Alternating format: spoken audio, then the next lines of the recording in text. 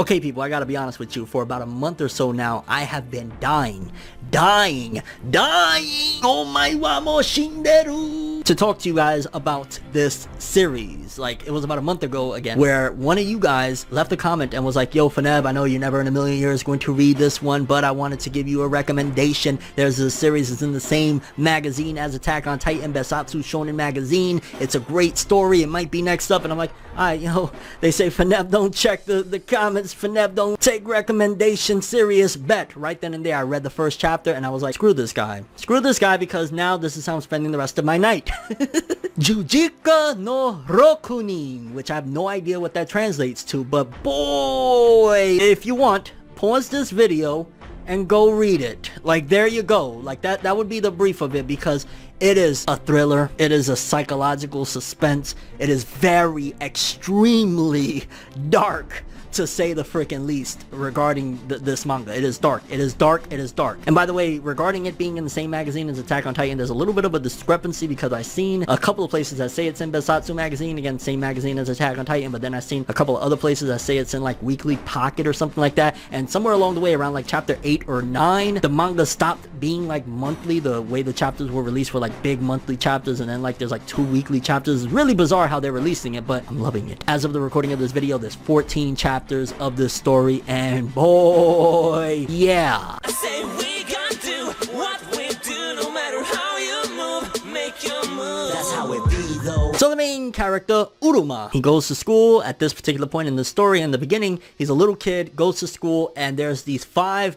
bullies that are absolutely tormenting him. I mean, doing every possible really, really bad and messed up thing you could do to somebody, just torturing this kid, really messing him up very, very bad psychologically in so many different aspects, and he wants to get away from these bullies. Again, think he's probably like, maybe let's just say, I want to say 5th grade or something along the lines of that. He's a young kid and whatnot at this point. They're putting him through the ringer, and I'm not talking about average bullying. I'm talking about like shit that you're gonna be 40 years old talking to your counselor like, yeah, so they tied me up and then they put that shit up my and it was a dark time in my life, it was really, really messed up. Yeah, really, really horrible. Then eventually, at some given point, he's like, yo, I've had enough. He eventually succumbs to it and tells his parents, he's like, yo, I'm being bullied and tormented. I need out of this. So they take him out of the school, put him in a different school district, and the bullies find out, and they're like, because again, like, I want to put this out there, and I'm not going to say again because I haven't told you guys, damn near everybody in this manga is batshit crazy, especially the bullies, but everybody, majority of everybody, is crazy. And here's a little bit of spoilers, but I'm going to tell you right now. Those bullies, they didn't like that he told his parents and got moved out of the school. So you know what they decided to do?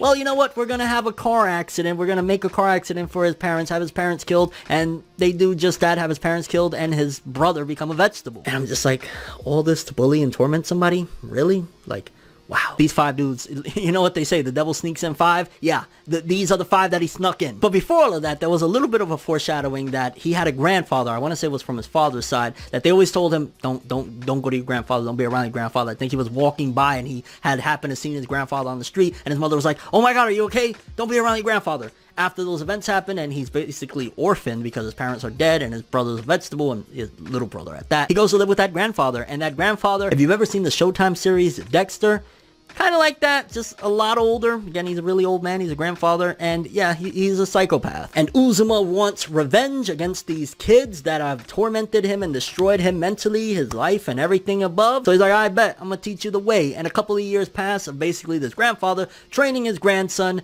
to get revenge. Now, mind you, he does teach him some values, again, similar to like a Dexter, where it's like, yo, you ain't going to do this willy-nilly. There's certain things I want to instill in you. So he's not just a complete batshit crazy guy, although he kind of is, because like damn near everybody, like I just said, these bullies, just to pick on somebody, ended up killing his parents, and his little brother's a vegetable, and they sexually assaulted him and all sorts of shit. But the time skip happens, and again, I'm giving you like, this is all within like the first chapter too, so you'll read it and you'll love it regardless, trust me. Uruma eventually runs into and meets this girl, Azuma, and Azuma so far is the problem I'm seeing a lot of people having, and I'll be honest with you, I kind of have a problem with her as well, because Uruma is, again, out to get revenge against these guys. One by one, he's trying to hunt them down, and again, it reminds me a lot of Dexter, some of the shit that goes down, and sometimes they get the drop on him, and it's been a crazy, crazy ride. But Azuma, boy, you know when they write a character really, really dumb. I mean, really fucking stupid, imbecile, idiotic, moron. Every bad derogatory name to describe somebody that lacks that level of intelligence that is enough to be able to say, you know what, I think I need to breathe right now. If not, I'm gonna die. Like, that's the type of character she is. I mean, some of the shit that she does, you will not even begin to believe it. Like, okay, because she want to help him out, right? She sees that he's going through some shit. She's trying to help him out, whatever the case may be. So she goes to work as a sex worker. She basically goes to like a brothel in a sense to work,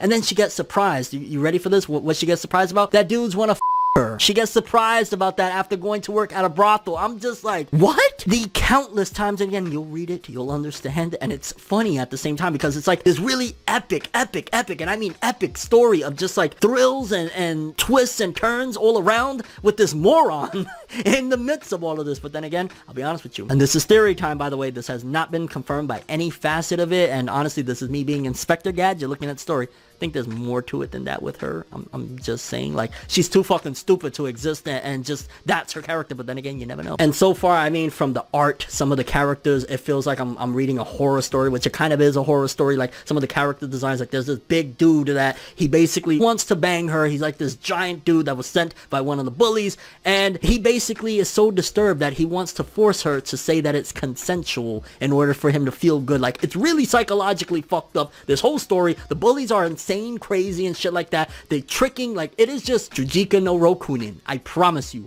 Go read this shit right now. As of the recording of this video, there's 14 chapters. 14 chapters, and my gosh, especially I want to say like the first 8 or 9, I was just like baffled. I think when they went to like 9, 10 or something along the lines of that, when it started going weekly, they had to find their groove again. By like 13 and 14, I'm starting to see that they're finding their groove again, and it's just messed up. It's crazy, it's insane. At the very least, you might look at it from a couple of different aspects of like, yo, the writing, there might be more to it, because right now it feels like I can't tell if it's deep and there's more to it, or it's just like, holy shit, a shit fest ride that I can't stop looking at. So like, you'll be the judge if you decide to check this out, but I highly recommend, if you want to be entertained whenever you are watching this video. I'm curious to see what your thoughts are, and if you've already read it, if you're up to date, if you've read a chapter or two, what do you think about this story? Again, Juujika no Rokunin. I will have it in the description below and the title everywhere, because it's a little tricky of a name, but my gosh, it is insane, and I could very well see this potentially being next up. It's just a little too graphic though. I'm just saying, if it gets to the point of having an anime adaptation of sorts, yeah, they're gonna have a